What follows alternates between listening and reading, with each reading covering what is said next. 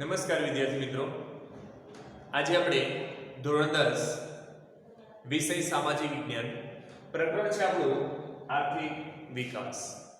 અગાઉ વિદ્યાર્થી આપણે ભારતનો ઇતિહાસ ભણ્યા, ત્યાર પછી આપણે ભારતની ભૂગોળ ભણ્યા.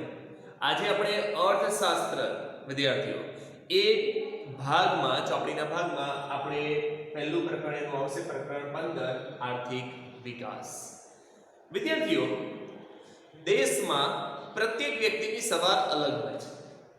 કેટલાક લોકો ભૌતિક સુખ સુવિધાઓથી સજ્જ જીવન જીવે છે, તો વિદ્યાર્થી સમાજનો કેટલોક જે વર્ગ છે કે જેને બે ટંક પૂરતું ભોજન પણ મળતું નથી, જેને વિદ્યાર્થી આપણે ગરીબ તરીકે ઓળખીએ છીએ.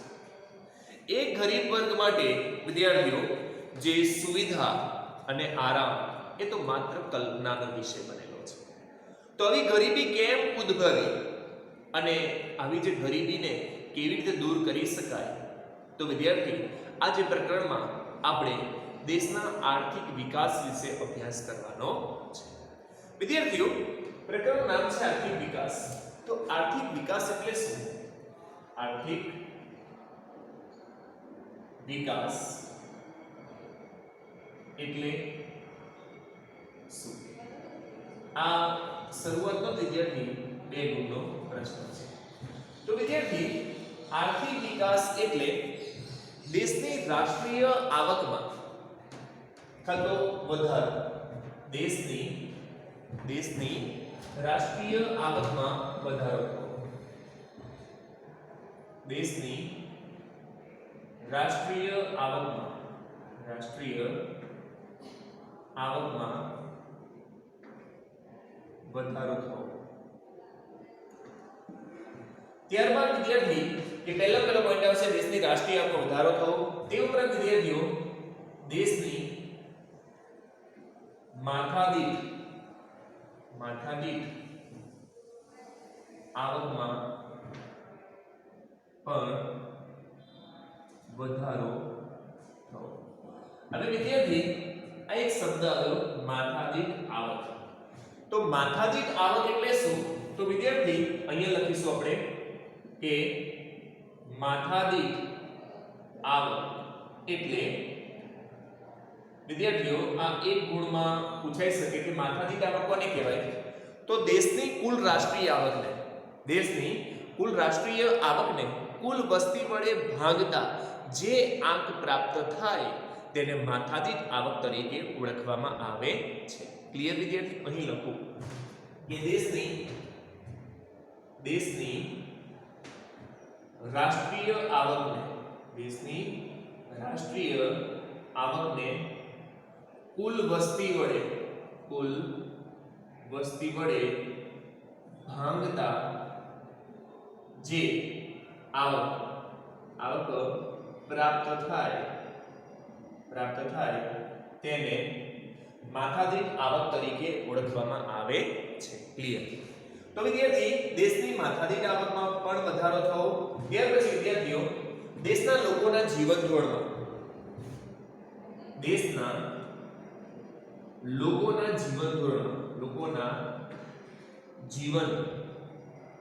ધોરણમાં સુધારો થવો, જેને આર્થિક વિકાસ તરીકે ઓળખવામાં આવે છે. ક્લિયર વિદ્યાર્થી? આર્થિક વિકાસ એટલે શું? તો આર્થિક વિકાસ એટલે દેશની રાષ્ટ્રીય આવકમાં વધારો થવો. નંબર 2, દેશની માથાદીઠ આવકમાં વધારો થવો. નંબર 3, દેશના લોકોના જીવન ધોરણમાં સુધારો થવો, જેને દેશના આર્થિક વિકાસ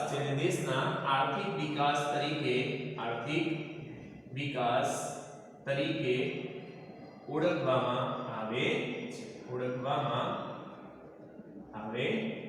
ક્લિયર વિદ્યાર્થી? 2 ગુણનો પ્રશ્ન કમ્પ્લીટ. તો જેને વિદ્યાર્થી આર્થિક વિકાસ તરીકે ઓળખવામાં આવે છે. અત્યારે આપણે જોઈએ વિદ્યાર્થી કે ભારત દેશ એ વિકાસશીલ અર્થતંત્ર ધરાવતો દેશ છે. કેવો દેશ છે? ભારત એ વિકાસશીલ અર્થતંત્ર ધરાવતો દેશ છે.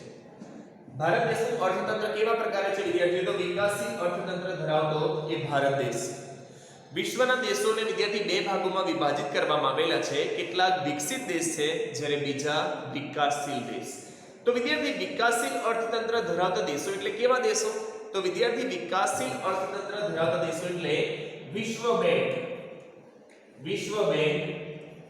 2004 ના અહેવાલ અનુસાર, વિશ્વ બેંક 2004 ના અહેવાલ અનુસાર જે દેશોની માથાદીઠ આવક, જે દેશોની માથાદીઠ આવક $735 કરતા ઓછી હોય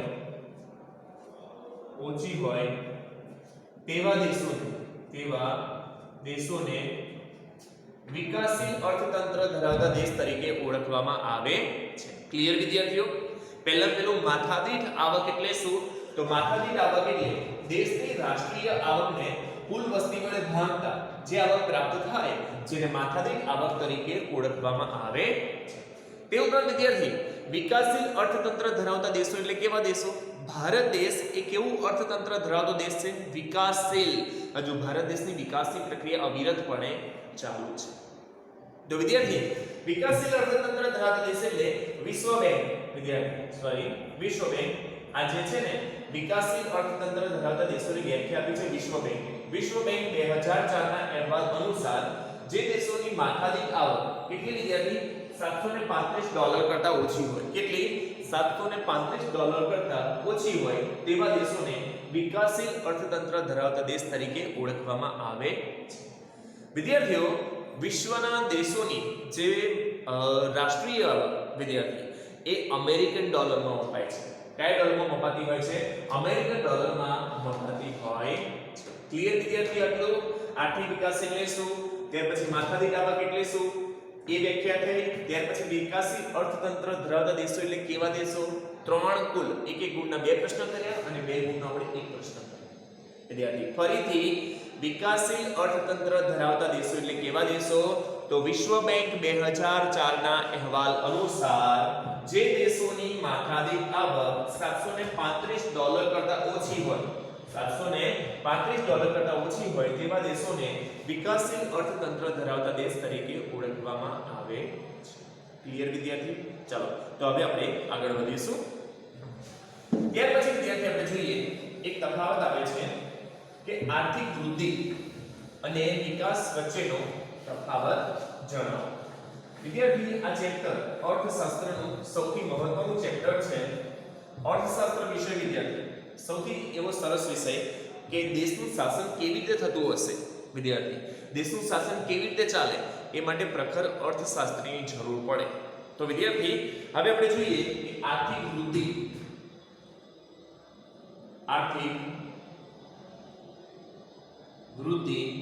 અને આર્થિક વિકાસ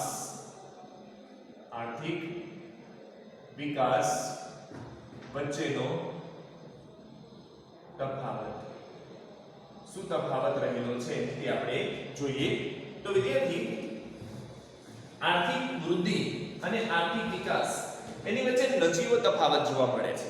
તો પણ વિદ્યાર્થી આપણે જોઈએ કે આર્થિક વૃદ્ધિ અને આર્થિક વિકાસ વચ્ચે કયો એવો તફાવત છે. તો વિદ્યાર્થી જે આર્થિક વૃદ્ધિ છે,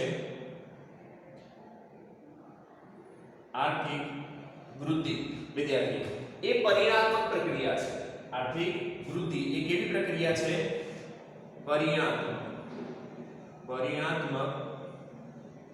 પ્રક્રિયા. જ્યારે વિદ્યાર્થી આર્થિક વિકાસ છે એ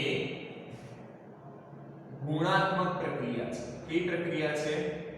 ગુણાત્મક પ્રક્રિયા. ત્યાર પછી વિદ્યાર્થી જે આર્થિક વૃદ્ધિ એ આર્થિક વિકાસ પછીની અવસ્થા છે. એટલે કે બીજી અવસ્થા છે જ્યારે જ્યારે આર્થિક વિકાસ એ વિદ્યાર્થીઓ પ્રથમ અવસ્થા છે. કેવી અવસ્થા છે? પ્રથમ અવસ્થા છે. ક્લિયર વિદ્યાર્થી? બે પોઈન્ટ ફરીથી રિપીટ કરીશું કે આર્થિક વૃદ્ધિ એ કેવી પ્રક્રિયા છે? તો આર્થિક વૃદ્ધિ એ વિદ્યાર્થી પરિણાત્મક પ્રક્રિયા છે, જ્યારે આર્થિક વિકાસ એ કેવી પ્રક્રિયા છે? ગુણાત્મક પ્રક્રિયા છે. ત્યાર પછી વિદ્યાર્થી જે આર્થિક વૃદ્ધિ છે એ આર્થિક વિકાસ પછીની અવસ્થા છે, એટલે કે બીજી અવસ્થા, જ્યારે આર્થિક વિકાસ એ પ્રથમ અવસ્થા છે. કેવી અવસ્થા છે? એ પ્રથમ અવસ્થા તરીકે ઓળખવામાં આવે છે. ત્યાર પછી જોઈએ વિદ્યાર્થી ખેડાણ લાયક જમીનમાં વધારો થતા કૃષિ ઉત્પાદનમાં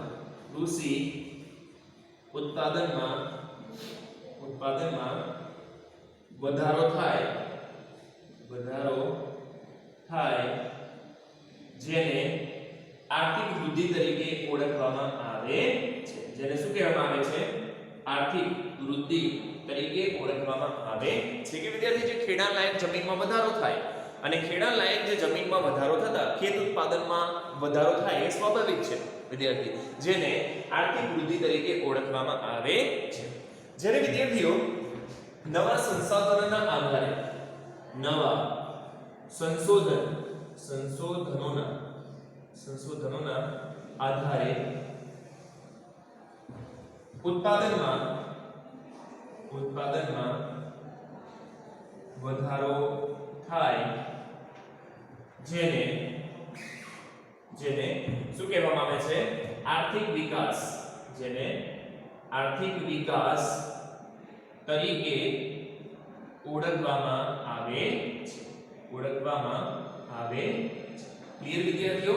અહીં શું થયું કે ખેડાણ લાયક જમીનમાં વધારો થતા જે કૃષિ ઉત્પાદનમાં વધારો થાય જેને આર્થિક વૃદ્ધિ કહેવામાં આવે છે, જ્યારે વિદ્યાર્થી નવા સંશોધનના આધારે ઉત્પાદનોમાં જે વધારો થાય તેને આર્થિક વિકાસ તરીકે ઓળખવામાં આવે છે.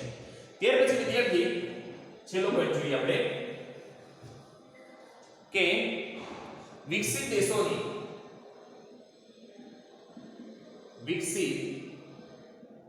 દેશોની જે રાષ્ટ્રીય આવકમાં વિદ્યાર્થી વિકસિત દેશોની રાષ્ટ્રીય આવકમાં વધારો થાય, વિકસિત દેશોની રાષ્ટ્રીય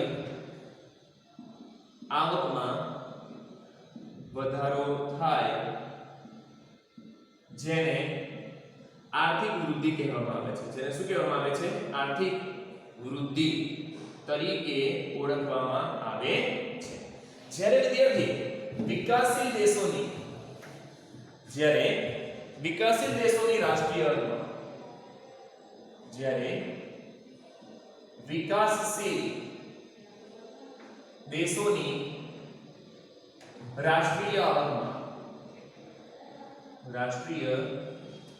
આવકમાં વધારો થાય જેને આર્થિક વિકાસ, જેને શું કહેવામાં આવે છે? જેને જે તે દેશનો આર્થિક વિકાસ થયો, આર્થિક વિકાસ કહે છે. ઓકે વિદ્યાર્થી? કમ્પ્લીટ. તો છે આ છે આર્થિક વૃદ્ધિ અને વિકાસ વચ્ચેનો તફાવત.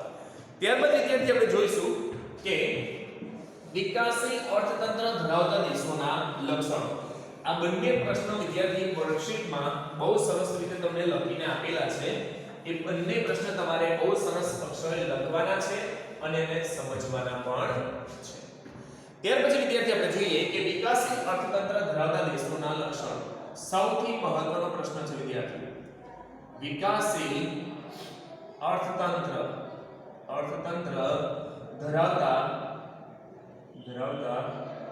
દેશોના લક્ષણો જણાવો.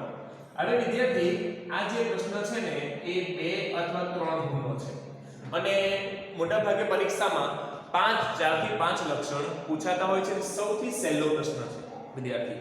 તો સૌથી પહેલા તો આપણે એની વ્યાખ્યા જોઈ હતી વિદ્યાર્થીઓ કે વિકાસશીલ અર્થતંત્ર ધરાવતા દેશો એટલે કેવા દેશો? તો વિકાસશીલ અર્થતંત્ર ધરાવતા દેશો એટલે વિકાસશીલ અર્થતંત્ર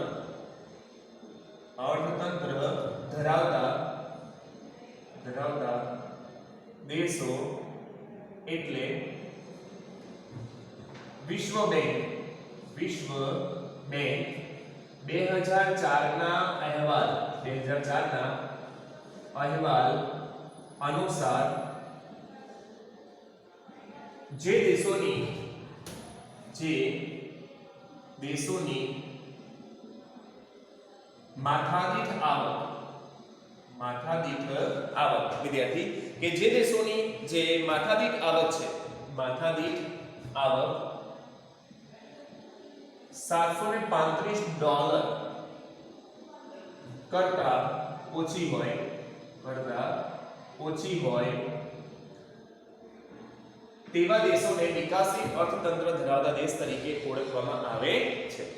ત્યાર પછી એનો આપણે લક્ષણ જોઈએ તો પહેલું લક્ષણ છે વિદ્યાર્થી, પહેલું લક્ષણ આવે છે કે નીચી માથાદીઠ આવક. હવે વિદ્યાર્થી કે આ પ્રમાણેનું અર્થતંત્ર ધરાવતા દેશોમાં માથાદીઠ આવકનો દર કેવો હોય છે? નીચો હોય છે. માથાદીઠ આવકનો નીચો દર.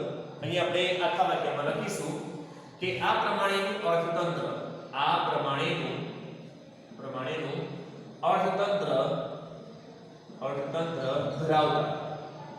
ધરાવતા દેશોમાં માથાદીઠ આવકનો દર જે માથાદીઠ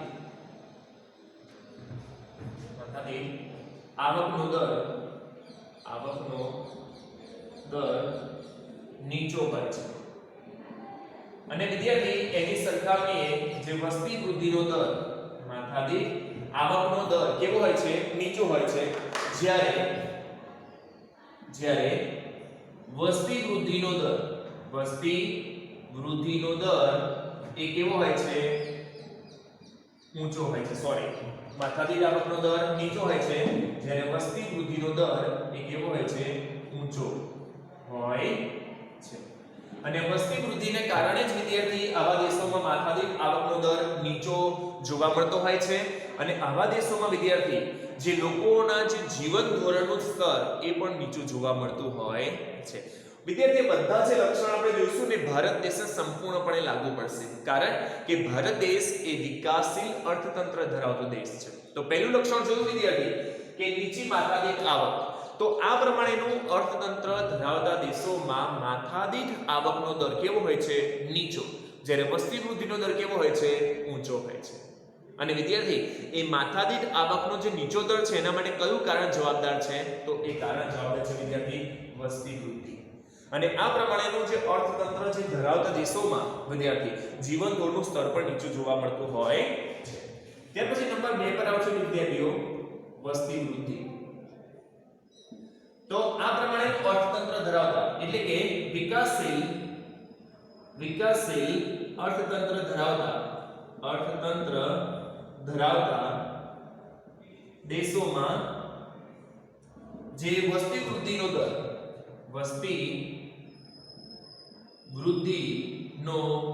દર ઘણો જ ઊંચો હોય છે.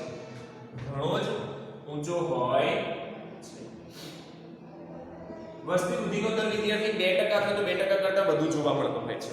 વસ્તી વૃદ્ધિનો દર એ કેટલો હોય છે? આપણા અર્થતંત્ર ધરાવતા દેશોમાં 2% અથવા તેના કરતા વધુ. અત્યારે જુઓ વિદ્યાર્થી વિશ્વમાં ભારત દેશ વસ્તીના પ્રમાણમાં બીજા સ્થાને છે. અને ભારત સરકારે એ વસ્તી વૃદ્ધિને અટકાવવા માટે વસ્તી નિયંત્રણ નીતિ અમલમાં મૂકી છે. જો વસ્તી નિયંત્રણ નીતિ અમલમાં ન મૂકવામાં આવે તો વસ્તી વૃદ્ધિમાં વિદ્યાર્થી ભારત ચીનને છોડી પહેલા નંબર પર જતું રહે. તો આ જે લક્ષણ છે વિદ્યાર્થી કે વિકાસશીલ અર્થતંત્ર ધરાવતા દેશોમાં જે વસ્તી વૃદ્ધિનો દર ઘણો જ ઊંચો હોય છે. અને વસ્તી વૃદ્ધિનો દર કેટલો હોય છે વિદ્યાર્થી? 2% અથવા તો તેના કરતા વધુ જોવા મળતો હોય છે. નંબર 3 વિદ્યાર્થી, નંબર 3 પર આવશે કૃષિ ક્ષેત્ર પર અવલંબન.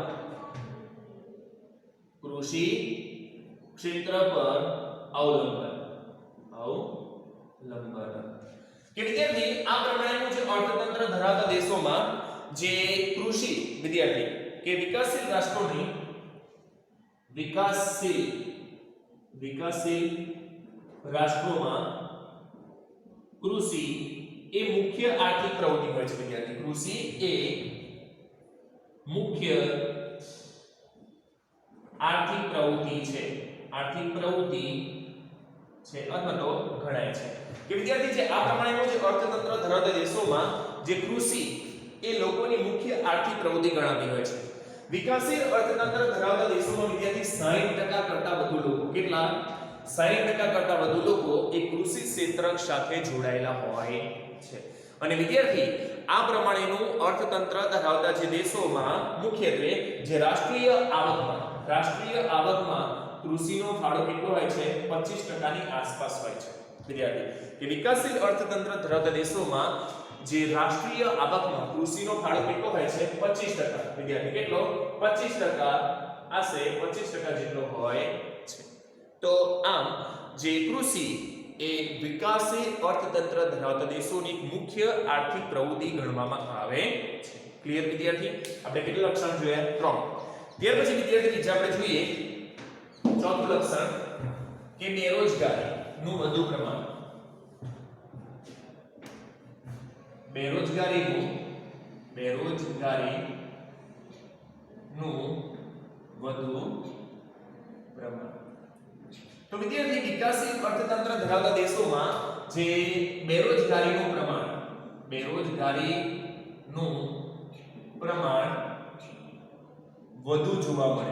વધુ જોવા મળે છે અને એ પણ કહી શકાય વિદ્યાર્થીઓ કે બેરોજગારી એ વિકાસશીલ અર્થતંત્ર ધરાવતા દેશોનું મહત્વનું લક્ષણ છે બેરોજગારી એ વિકાસશીલ અર્થતંત્ર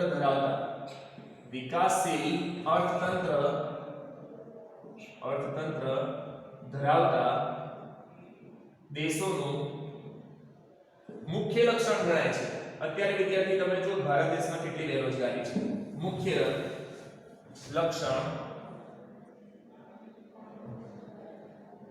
ગણાય વિદ્યાર્થી અને વિદ્યાર્થી જે બેરોજગારીનું પ્રમાણ એ મુખ્યત્વે 3% અથવા તો તેના કરતા વધુ હોય છે કે આ બેરોજગારીનું પ્રમાણ અર્થતંત્ર ધરાવતા દેશોમાં બેરોજગારીનું પ્રમાણ કેટલું હોય છે બેરોજગારીનું પ્રમાણ એ 3% અથવા તો તેના કરતા વધુ જોવા મળતું હોય છે અને વિદ્યાર્થી જુદા જુદા ક્ષેત્રોમાં અલગ અલગ પ્રકારની બેરોજગારી જોવા મળતી હોય છે અત્યારે તમે જો વિદ્યાર્થી કે ભારતમાં બેરોજગારીનું પ્રમાણ કેટલું છે માત્ર 100 કોઈ ગવર્નમેન્ટ જોબ વિદ્યાર્થી 100 માણસની જરૂર હોય એની સામે વિદ્યાર્થી 1 લાખ ફોર્મ ભરાતા હોય છે એ શું છે વિદ્યાર્થી બેરોજગાર લોકો બેરોજગારીની વ્યાખ્યા શું છે વિદ્યાર્થી તમને પછી કહીશ પણ ચાલો અત્યારે કહી દઉં કે જે વ્યક્તિ કામ કરવા માટે સક્ષમ હોય કામ કરવાની આવડત ધરાવતો હોય કામની શોધમાં હોય છતાં જો વ્યક્તિને કામ ન મળે એવા લોકોને બેરોજગાર ગણવામાં આવતા હોય છે તે ઉપરાંત વિદ્યાર્થી હવે આપણે જોઈએ પાંચમું લક્ષણ ગરીબી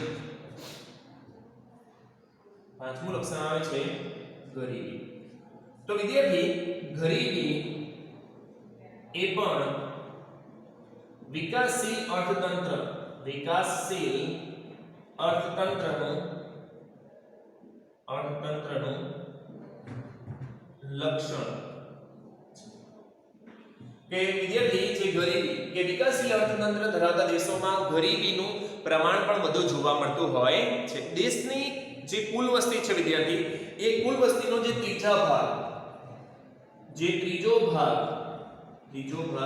એ વિદ્યાર્થી ગરીબ હોય છે દેશની જે કુલ વસ્તી હોય છે વિદ્યાર્થી એમાં જે ત્રીજા ભાગની વસ્તી એ આ પ્રમાણેનું અર્થતંત્ર ધરાવતા દેશોમાં કેવી હોય છે ગરીબ હોય છે વિદ્યાર્થી તો આ જે વિદ્યાર્થી પાંચમું લક્ષણ અને ત્યાર પછી વિદ્યાર્થી આપણે જોઈશું કે પાયાની અપર્યાપ્ત સુવિધાઓ કે આ પ્રમાણેનું જે અર્થતંત્ર ધરાવતા દેશોમાં પાયાની અપર્યાપ્ત સુવિધાઓ જોવા મળતી હોય છે પાયાની અપર્યાપ્ત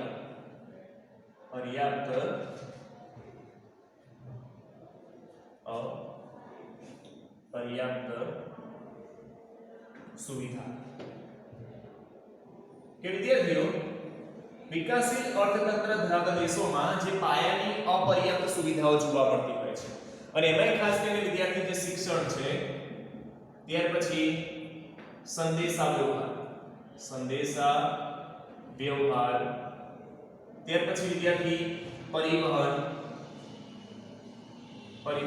આવી કેટલી વિદ્યાર્થી જે પાયાની જે સુવિધાઓ છે એ પાયાની સુવિધાઓનો અભાવ જોવા મળતો હોય છે વિકાસશીલ અર્થતંત્ર ધરાવતા દેશોમાં. અત્યારે આપણે વિદ્યાર્થી જો ભારતની વાત કરીએ તો ભારતના ઘણા ખરા ભાગોમાં વિદ્યાર્થી કેટલીક પાયાની જે પર્યાપ્ત સુવિધાઓનો અભાવ જોવા મળતો હોય છે અને એ જે પાયાની અપર્યાપ્ત સુવિધાઓને કારણે જ જે તે દેશની પ્રગતિ એ અવરોધાતી હોય છે.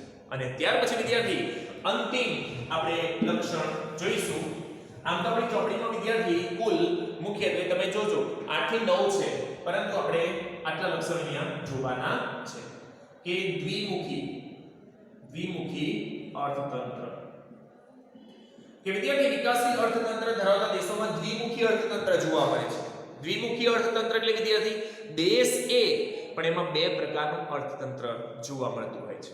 અત્યારે વિદ્યાર્થી આપણે જો કે ભારતમાં એવા કેટલાક પછાત ગામડાઓ વિદ્યાર્થી કે જ્યાં પાયાની અપર્યાપ્ત સુવિધાઓ હોય છે, ત્યાં જે લોકો જીવન જીવતા હોય છે જૂની પુરાણી પદ્ધતિથી જીવન જીવતા હોય છે વિદ્યાર્થી, જ્યારે બીજી બાજુ ભારત દેશમાં વિદ્યાર્થી એવા જ કેટલાક જે શહેરો છે કે જ્યાં લોકો વૈભવી જીવનશૈલી હોય છે.